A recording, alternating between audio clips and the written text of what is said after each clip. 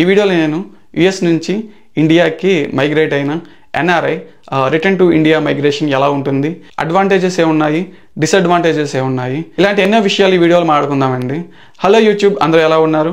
నా పేరు Shiva and welcome to my channel Shiva free spirit.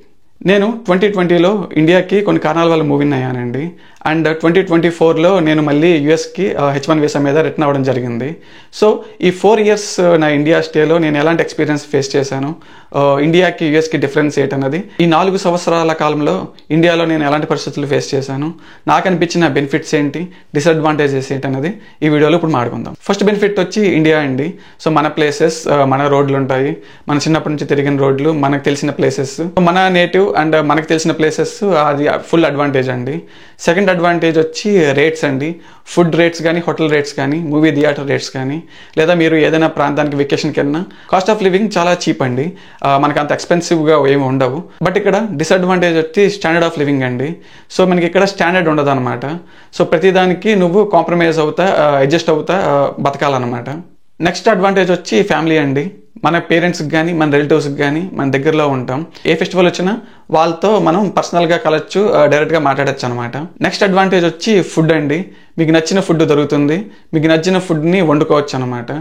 యూఎస్లో కూడా మనకి ఫుడ్కి ఆప్షన్స్ చాలా ఉంటాయండి. కానీ ఇక్కడ ప్రాబ్లం ఏంటంటే ఇక్కడ ఉండే ఇంగ్రీడియంట్స్ మనకి ఇండియాలో ఉండే టేస్ట్ రాదండి. ఆ మసాలాలు డిఫరెంట్గా ఉంటుంది, ఇక్కడ మసాలాస్ చాలా డిఫరెంట్గా ఉంటాయి. సో సేమ్ నువ్వు రెసిపీ చేసినా సరే నీకు అక్కడ వచ్చే టేస్ట్ వేరు, యూఎస్లో వచ్చే టేస్ట్ వేరండి. ఇప్పుడు ఇండియాకి వెళ్ళడం వల్ల బొక్కలు ఏంటన్నది మాట్లాడుకుందామండి. ఈ డిసడ్వాంటేజ్ చెప్పడం వల్ల మిమ్మల్ని డిసప్పాయింట్ చేయదలుచుకోలేదండి. బట్ నేను ఎక్స్పీరియన్స్ చేసిన నా పర్సనల్ ఎక్స్పీరియన్స్ మాత్రమే నేను చెప్పదలుచుకున్నాను.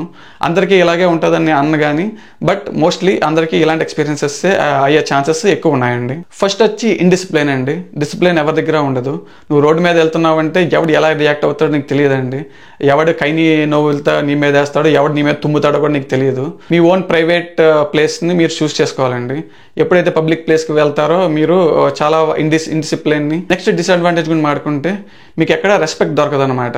అలాగే మీ వర్తినెస్ని ఎవరు గుర్తించరు అనమాట. మీకు ఎక్కడ చూసినా మీకు వాల్యూలెస్నెస్గా అనిపిస్తుంది. దీనికి కారణం ఏంటంటే ఇండియాలో నీలాగే 100 మంది ఉంటారండి, నీలాంటి వర్త్ ఉన్న వాళ్ళే. వాళ్ళందరూ అవకాశాలు లేక అలా ఉన్నారు కానీ వాళ్ళందరికీ వాల్యూ లేక కాదు. సో ఎప్పుడైతే మనకి వాల్యూ ఉన్నా, మనతో పాటు ఎక్కువ మంది సప్లై ఎక్కువ ఉంటుందో అక్కడికి మనకి విలువ ఉండదండి. ఇక్కడ basic economics demand and supply అనమాట. సో అక్కడ సప్లై ఎక్కువ ఉండడం వల్ల నీకు డిమాండ్ ఉండదండి. నెక్స్ట్ డిసడ్వాంటేజ్ వచ్చి డిపెండెన్సీ అండి. ప్రతి విషయానికి ఎవరో ఒకరి మీద డిపెండ్ అయి ఉండాలండి. ఈ డిపెండెన్సీ చాలా లెవెల్స్లో ఉంటుందండి. ప్రభుత్వాల నుంచి పని కానిచ్చుకోవాలన్నా, కోర్టుల దగ్గర పని అవ్వాలన్నా, లాయర్ల దగ్గర పని అవ్వాలన్నా చాలా డిపెండెన్సీ ఉంటుందండి. ఇండిపెండెంట్ లివింగ్ చాలా కష్టం అనమాట. నెక్స్ట్ వచ్చి సేఫ్టీ కన్సర్న్స్ అండి. సో లైఫ్కి ప్రతిసారి థ్రెట్ ఉంటుందండి. లైఫ్ సేఫ్టీ కన్సర్న్స్ చాలా ఎక్కువగా ఉంటాయండి. మీరు పబ్లిక్ ట్రాన్స్పోర్ట్ యూజ్ చేస్తున్నట్లయితే ఎప్పుడు ఏ ప్రమాదం జరుగుతుందో మనకు తెలియదు.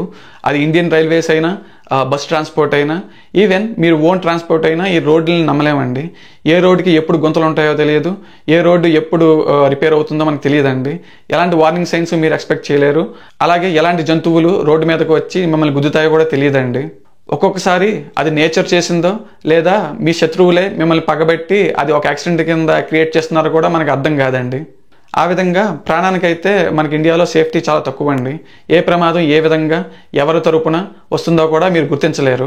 ఆ ప్రమాదం నీ పక్కన ఉన్న స్నేహితుడి ద్వారా రావచ్చు, లేదా నీ తోటి బంధువుల ద్వారా కూడా రావచ్చండి. నెక్స్ట్ డిసడ్వాంటేజ్ వచ్చి కిడ్స్ ఎడ్యుకేషన్ అండి. ఇక్కడ క్వాలిటీ ఆఫ్ ఎడ్యుకేషన్ గురించి మనం ఎంత తక్కువ మాట్లాడుకుంటే అంత మంచిదండి.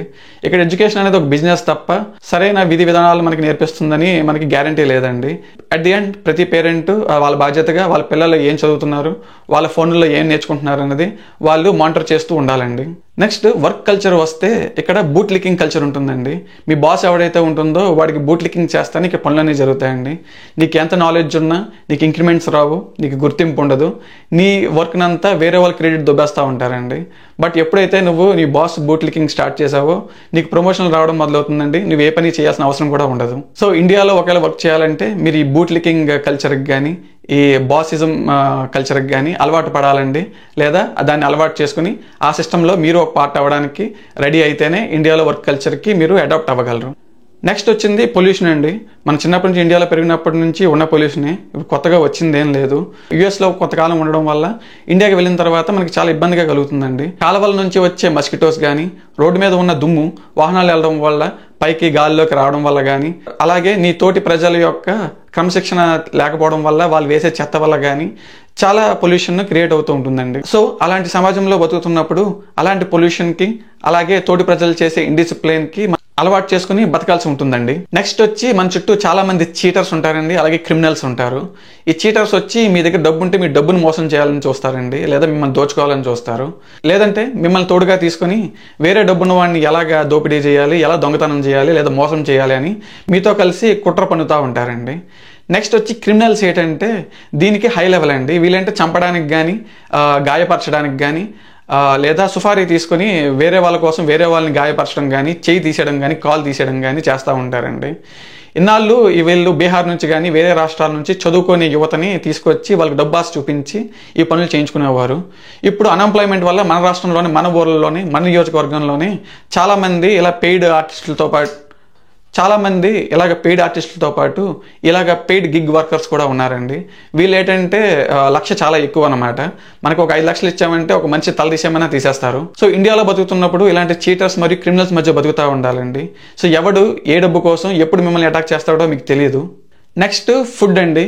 ఫుడ్ మనం టేస్టీగా ఉంటుంది అనుకుంటాం కానీ ఈ రెస్టారెంట్స్లో కానీ, అవుట్ సైడ్ కానీ, ఈ రెస్టారెంట్స్ ఫాస్ట్ ఫుడ్స్ వల్ల వాళ్ళు వేసే కెమికల్స్ కానీ, ఫుడ్ టేస్టీ సాల్ట్స్ కానీ, లేదా వెనిగర్ కానీ ఇవి కృత్రిమంగా తయారు చేయడం వల్ల, అలాగే వాళ్ళు వాడే మసాలాలు కానీ, వాళ్ళు ఇన్ హౌస్ స్పెషల్ అని చెప్పుకునే చాలా మసాలాలు అవి చాలా వరకు కల్తీ పదార్థాలండి. ఫుడ్ సేఫ్టీ అథారిటీ వాళ్ళ అప్రూవల్ ఏమి ఉండదు అనమాట. సో ఆ విధంగా మన టేస్టీ ఫుడ్ అని అనుకుంటా చాలా కొత్త రోగాలకి, తెలియని రోగాలకి, క్యాన్సర్ బారిన పడుతున్నామండి. ఇంకా లాస్ట్ మాట్లాడుకుంటే యుఎస్ నుంచి ఇండియా వచ్చిన ప్రతి ఒక్కరిని ఒక అన్సక్సెస్ఫుల్ అండ్ ఫెయిల్యూర్ క్యాండిడేట్ కింద చూస్తారండి. యుఎస్ని మింగలేక ఇండియాకి వచ్చాడు, ట్రంప్ దెబ్బకి రిటర్న్ అయ్యాడనే అంటారండి. కానీ ఇక్కడ ఒక్కొక్కరిది ఒక్కొక్క కేసు అండి. ప్రతి ఒక్కరిది ఒక్కొక్క డిఫరెంట్ ఎగ్జాంపుల్స్ ఉంటాయి, డిఫరెంట్ ఇన్సిడెంట్స్ ఉంటాయి. ప్రతి ఒక్కరిని వేరే వాళ్ళతో మనం కంపేర్ చేయలేమండి. బట్ ఓవరాల్గా మన న్యూస్ ఛానల్స్ కానీ, మన ఇండియన్ పేరెంట్ మెంటాలిటీ కానీ ఎలా ఉంటుందంటే ఎవరైతే రిటర్న్ అయిపోతారో వాళ్ళకు అన్సక్సెస్ఫుల్ అండ్ ఫెయిల్యూర్ కిందే చూస్తారండి. ఈ వీడియోకి మరింతే చాలా విషయాలు, చాలా టాపిక్స్ టచ్ చేశాను అనుకుంటున్నాను. ఏదైనా ఒకరు మిస్ చేసినట్టయితే కింద కామెంట్ చేయండి. మీరు ఇన్స్టాగ్రామ్లో కానీ, నా యూట్యూబ్ కామెంట్స్కి కానీ ప్రతి కామెంట్కి, ప్రతి రిప్లైకి నేను రెస్పాన్స్ ఇస్తానండి. అలాగే మీకు ఏమైనా డౌట్స్ ఉంటే క్లారిఫై చేస్తాను. నా ఛానల్లో ఇండియన్ హిస్టరీ సిరీస్ చేస్తున్నానండి. మీకు గనక ఇండియన్ హిస్టరీ ఒకవేళ టైంపాస్గా చూడాలనుకుంటే ఫస్ట్ నుంచి ఒకసారి చూడండి. మన ఇండియన్ హిస్టరీ ఎలా ఇవాల్వ్ అవుతూ వచ్చింది అన్నది నేను పార్ట్ బై పార్ట్ నాకు ఖాళీ ఉన్నప్పుడల్లా ఒక్కొక్క ఎపిసోడ్ చేసుకుంటూ వస్తున్నానండి. ప్రస్తుతం ఔరంగజేబ్ చనిపోయేదాకా చేసుకుంటూ వచ్చాను. నెక్స్ట్ బ్రిటిష్ వాళ్ళది, ఇండియన్ ఇండిపెండెన్స్ మూమెంట్, తర్వాత పోస్ట్ ఇండియన్ మూమెంట్స్, అలాగా చాలా విషయాలు మీతో మాట్లాడుకోవాలి. ప్రస్తుతానికి నేను రాతియుగం నుంచి ప్రతి డైనెస్టీ కవర్ చేసుకుంటూ ప్రస్తుతం మొఘల్ డైనెస్టీ వరకు అయిందండి. సో ఈ వీడియోస్ చూసి మీ ఒపీనియన్ని నాకు తెలియజేస్తారని కోరుకుంటూ ఈ వీడియోని ఎండ్ చేస్తున్నానండి. Thank you so much for watching. I will see you all in the next video.